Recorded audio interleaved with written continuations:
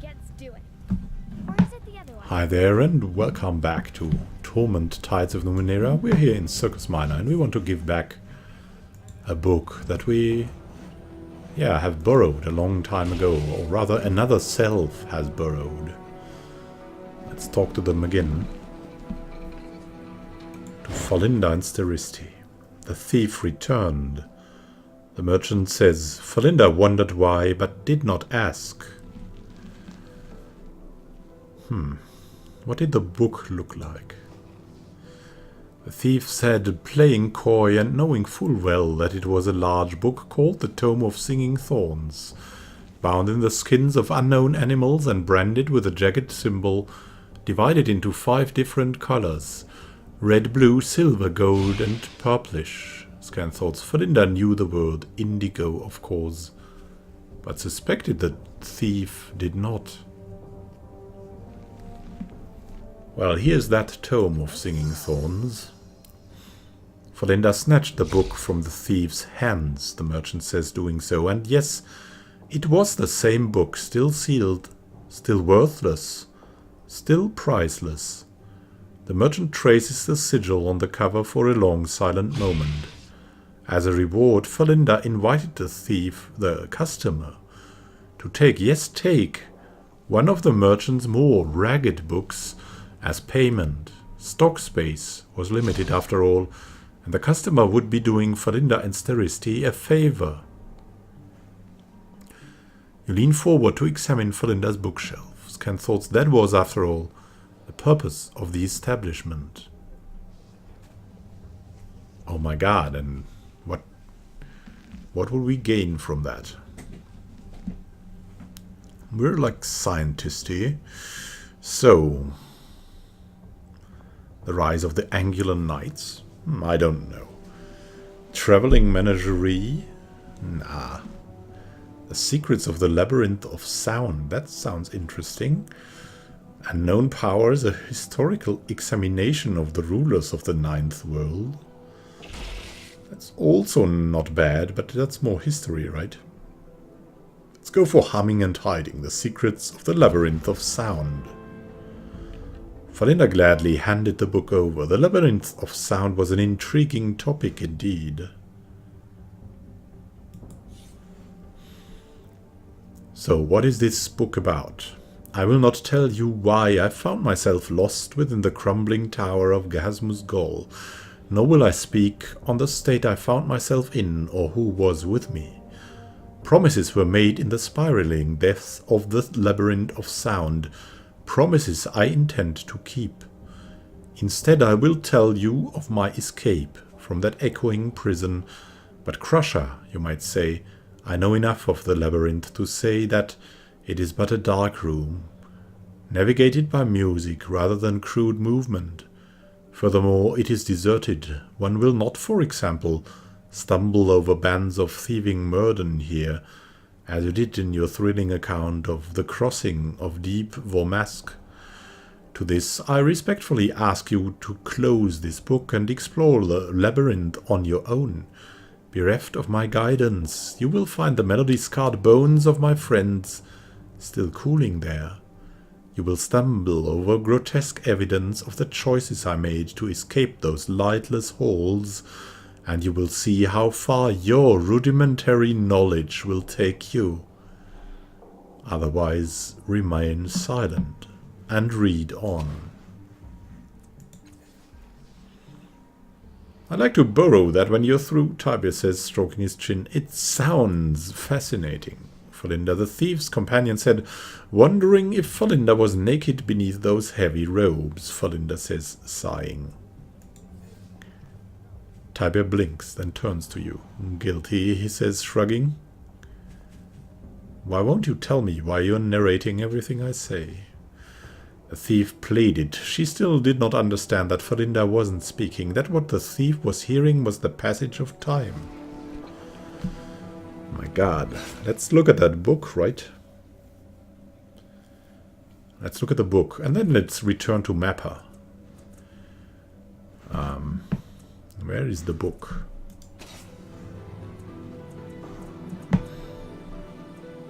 There it is. We can discard the item, but nothing else. Oh my god. Can we trade it in another time? No. We need the rest. I mean, we need to go to Mappa, but we need to rest first. And thankfully we have something to do here. Well, we have something we can do. We can rest here, but before I'd like for Rin to level up. So look, she's a god of hiding. What can we do with her? She's got pretty bad might. Could give her improved skill. What does she have? She has healing. We could give her better healing. That would be nice, right? Or perception, or running. Healing. Running. Quick fingers. I don't know. I think she's good at perception, like generally. Healing would be nice.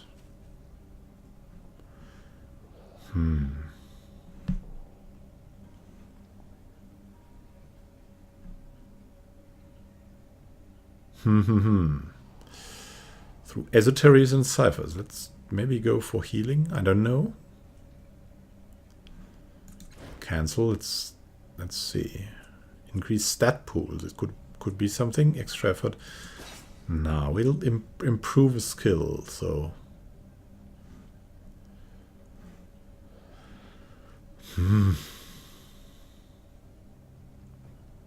maybe she's our perceptive one.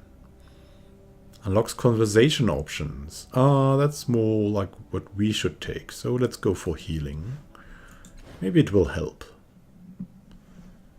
Our god of hiding, right? The child who shapes gods. Maybe she will shape us. I'd like to sleep here.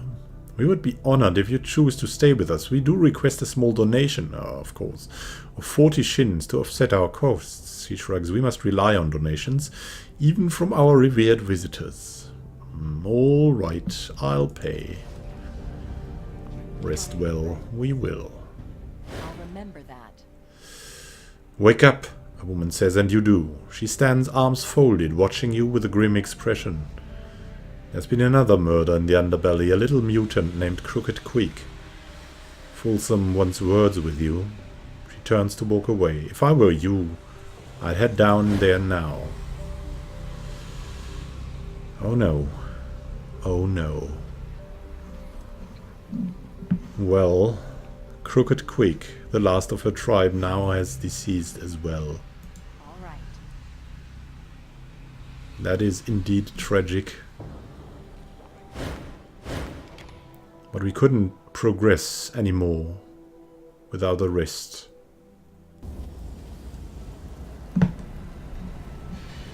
We will not say anything to Fulsome right now. We'll go for Mappa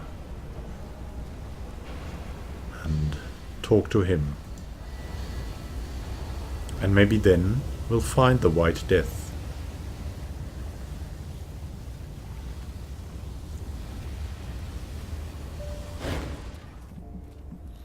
Have you found it yet? Do you see with new eyes? Yeah, I've discovered the location of the Changing God's sanctuary. He leans forward and the blue eye begins to gleam more brightly. Tell me about it, he whispers. As you speak, Mappa stares at the exposed patch of flesh on his arm. New lines etch into his skin, unfurling themselves across the space. He smiles tightly and shifts in his seat. Yes, he mutters. Yes, he points to one line. Here, in the void beneath the city. What's this in the mural? He looks more closely at his arms and recoils. Ah, gods! It's terrifying even from here. He rubs at his skin as if trying to rid himself of the mural's image. His blue eye looks anywhere but at himself, and he shivers bone deep. I don't envy you seeing that thing, friend. No, not at all. He slaps his face a bit, bringing some flush to cheeks, and smiles again. Anyway, I owe you a map, don't I? Takes a big breath and says, "The White Death is hiding in a place called the Cave of Last Words. It's an old thief's bolt hole. They say Chilla herself used it. They don't say where it is." He smiles. "Persistence pays, though. That's always been my watchword." I'll remember that. "There's one way to get to it, through the caravanserai, but it's sealed tight, and I never found a way in. But you can get there from the underground. The Sticha know. They dug there. They can dig there again." "And have you been to the Sticha lair? I can tell you what's in there." "Are you joking? Can you really tell me?" He stares avidly at you, his blue prosthetic gleaming. As you speak, a space clears on his skin and new lines pull themselves to the surface. He moans, as if in the throes of deep pleasure. "The Sticha lair, yes, like I was there." The eye clicks and whirs for a moment, and then he stares at the new tattoo. "That smell! Did you notice the smell in their lair? Like lightning and dust. My thanks to you. You've done right by me." Farewell, Mapper. Now let's go to the Sticha again, I guess. Yes, now. Fresh meat. This guy's very strange. Absolutely. Let's go back to our good friend Chkekt. Hey there. Egg friend. Yeah, human want travel. We want. We don't have to pay.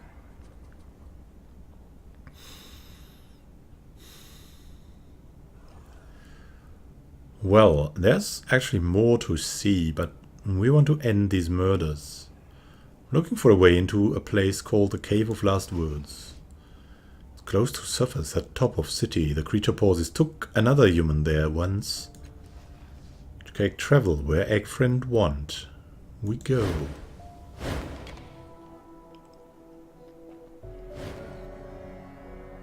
Who are you? This woman's skin is white, the color of alabaster or fresh ivory. Flat black eyes surrounded by sharply pointed features stare coldly at you. She wears jet black hair cut straight at the shoulders. Her clothes are functional and drab. Her cloak is fastened by a necklace of 5 canisters, each of different shape. She turns a black device over and over in her hands. Where did you come from? How did you know where to find me? A startled expression becomes a dark glower. A keen blade flickers through her fingers. "You're sure it wasn't there a moment ago?" Scan thoughts. Did I invite her here? No, I wouldn't have done that. She leans in close to you. I wouldn't have thought it possible, but it appears we have found someone even more paranoid than poor Aligan. Yeah, Kallistig. Well, we won't tell that mapper, was it? I just followed your trail. Skissed. Thought I'd covered it. Thought I'd covered my tracks. Thought fine, you wanted to find me, you found me. More's the pity. So now it's time to talk. Wait, are you asking the questions here, or am I? Silvertide. Silvertide. She glances at your tattoo. How new are you? What were the circumstances of your birth? When did you happen? She's like we are, so we won't lie to her. She's too dangerous to do that. I was born recently in the broken dome down in the Reef of Fallen Worlds. No, I was born as my body fell from an exploding moon. Ha, that bastard of a creator always finds a way to abandon us at the worst possible moment. Have you heard the stories of Tuck or Inifear yet? You should. What of them? She points at her chin at your companions. If you think you can overpower me with mortals, you're mistaken.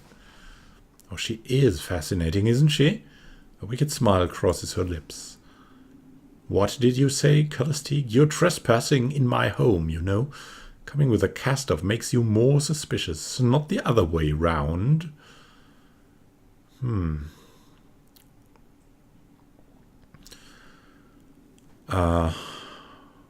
Well, trust me, we mean no harm. I don't trust you, that's the problem. But fine.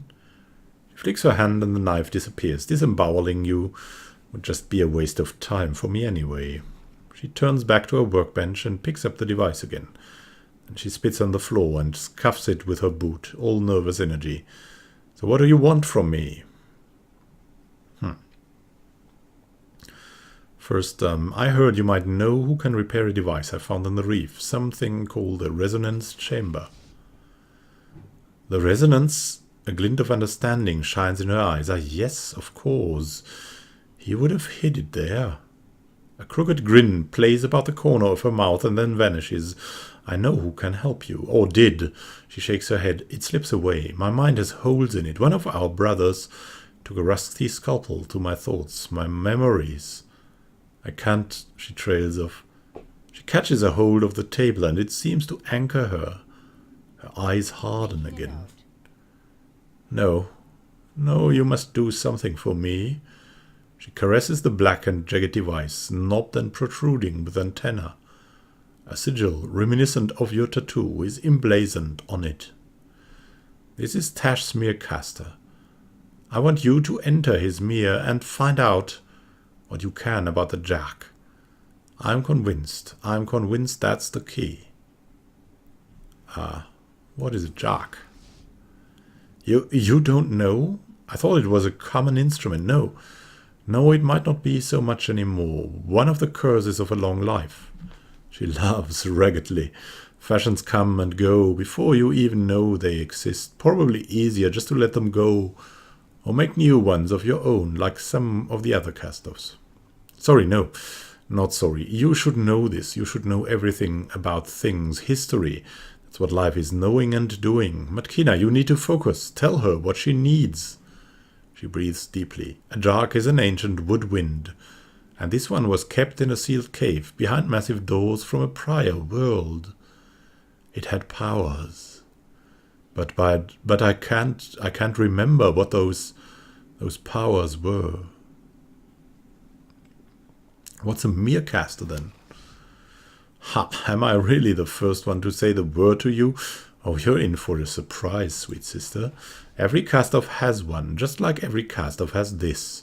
She taps the tattoo on your head. No one knows what they're for. Our dearies used to think they were a byproduct of the transfer process, just like us. She seems lost in thought for a moment. Then she shakes her head.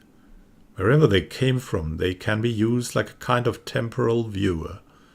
You relive an event in the life of the cast-off whose Mircaster it is. That event is called a mirror. Ah.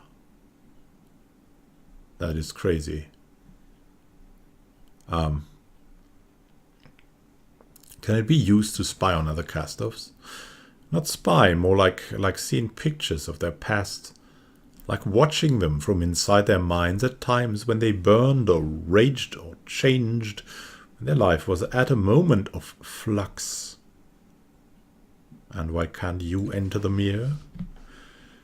Don't you think I've tried? She snarls with sudden rage, her knife a handspan from your neck. Do you think I would waste my time with a newborn? A thief who steals into my home? If there were any chance I could do this myself. Her shoulders heave up and down with each angry breath. I try and my mind fills with static, like I'm talking to a Murden, only it slashes and stabs and burns me and... Scantles, I can't. It'll only make things worse. Maybe it has already. She blinks then, confused. Why am I angry? Did you... She straightens, flipping the knife back into her cloak. No, it'll be all right. Just find the damn Jack, and I'll tell you whatever you need to know. If the Jack's a key, what does it unlock? Her brow furrows, confused for a moment. She curses. If I knew that, I wouldn't need your help, would I? She lets out a long sigh. He stole that memory from me, all right. If you can find it for me, it will all come back, all of it. And how do I enter a mirror? An almost palpable hunger fills her eyes, a yearning. Hold the Meercaster. You'll feel the tug immediately, don't resist. Empty your mind. And let the tides pull you into the Meercaster. She collects herself, then just watch him. Watch for the jag. When you see what he's done with it, pull your mind away from Tash and tell me what you saw. Oh, and don't try to change anything, she says almost as an afterthought. What? Why shouldn't I try to change anything in the mirror? What did you mean by that? Nothing serious, she says, as though speaking to an overly concerned child. She laughs suddenly. It's not like you can change the past, but I need you to learn a specific piece of information. If you change something, then you might go the wrong way. I'll do it. I'll enter the mirror for you. She plucks Tash's Meercaster from the table. She looks at you, and back at the device. She licks her lips, as if weighing her options, and then, before she can hesitate anymore, slaps it into your hands. It's surprisingly heavy. Do it, she says, her voice heavy. Find the jag. Bring me my answers. You focus on the device, and you feel something tugging at your mind.